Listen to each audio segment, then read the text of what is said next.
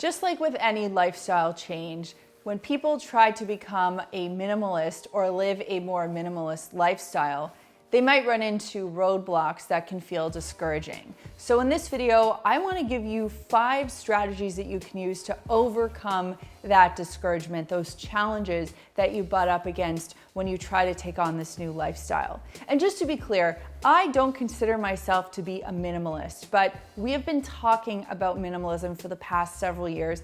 I have learned so much from it, and even though that particular lifestyle doesn't resonate with me, I have taken so many of the elements from what minimalism means and brought it into my own home. And our home and the way that we shop is entirely different thanks to that. If you're having trouble getting started with minimalism, it could be because you feel really overwhelmed with the idea of doing a mass declutter, which is oftentimes what we're told to do when we want to get started on this journey. So if you want to ease yourself into it in a nice way, something you could try is to not buy anything for 30 days. Now, of course, you're going to go out and get your bagels and cream cheese and orange juice and all the other things you need to live. Food, consumables, stuff that keeps you healthy and safe. But I'm talking like clothing, decor, kind of superfluous stuff or bigger ticket purchases. Hold off on those for 30 days and just see how you live. See how you get on. It might be that small shift you need just to kickstart you into that decluttering, which will then help you get onto a more minimalist lifestyle path. Obviously, becoming a minimalist or living a more minimalist life is a big lifestyle change. And anytime we have to make these big shifts or changes in our lives, we find ways to stall or block ourselves because change is hard and we are protesting that. And that is precisely what happened when you find yourself decluttering, for the first time or the 10th time. You get tired of it or you feel scared of this big change. And you might say to yourself, well, what if I need this thing? Or what if I need that? I don't want to get rid of that. Oh, I might use that next week. And that is a stalling tactic. When you go in, you've just got to go in full force and know that it is your brain trying to block you from making this very big and very important change. And this is especially true when it comes to getting rid of emotional clutter, old photographs, letters, or sentimental items. Now, some of it will obviously be important for you to keep, but some of it really is just stuff that you don't need anymore and is not serving a purpose.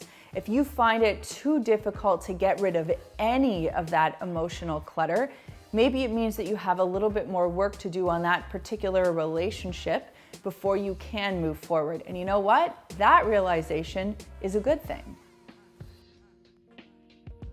Ironically, minimalism being trendy means that there are products that are for sale to help you live a more minimalist life. It's crazy, right, guys? And here's what's going on. I think we are conflating, or not we, you and I, but like the marketing world is conflating minimalism with organizing. And what that looks like is beautiful product lines available for you to purchase to help you organize all the excess stuff that you have at home and make it rainbow and pretty and clear boxes. That is not what minimalism is about. Minimalism is actually about buying less, bringing less into your home, and having less stuff in your home, stuff that doesn't make you happy and feel good. That's what we want to get rid of. So before you go out and, kind of get on the trendy bandwagon of all the beautiful organizing stuff, like that is not minimalism. That is a whole other business school case. We are just talking about the mindset of minimalism here. And remember that it is not a trend, it is just a lifestyle. It's as simple as that. If you've had a few false starts with minimalism and you're really struggling with how to move forward, I would take it back to basics and ask yourself why you got started with it in the first place. We all have different motivations and reasons for why minimalism or anything is important to us.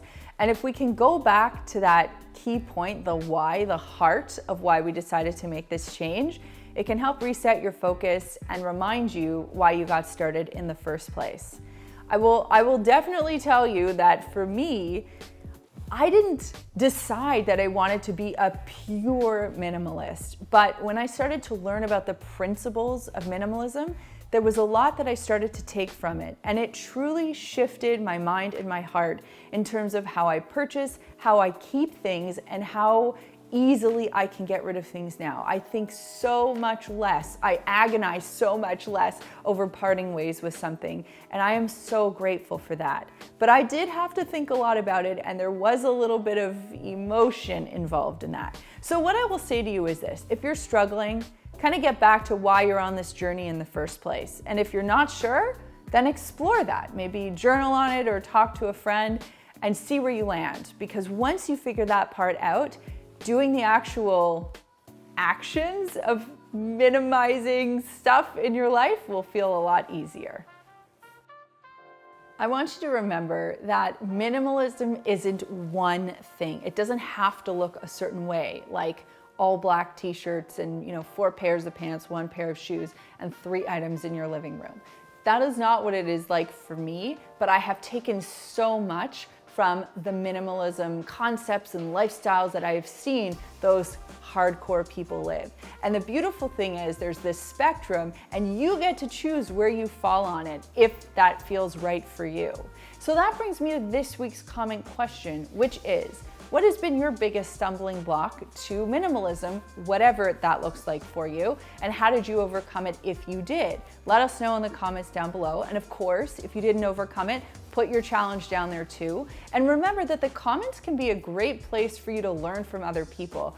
Our community leaves such heartfelt and detailed comments and information. Please use them as a resource because they are delightful and helpful and really useful. So what you say really counts. Now, earlier in this video, I talked about that emotional clutter video that we had, and I'm gonna place that right here for you to check out if that's something you've been struggling with.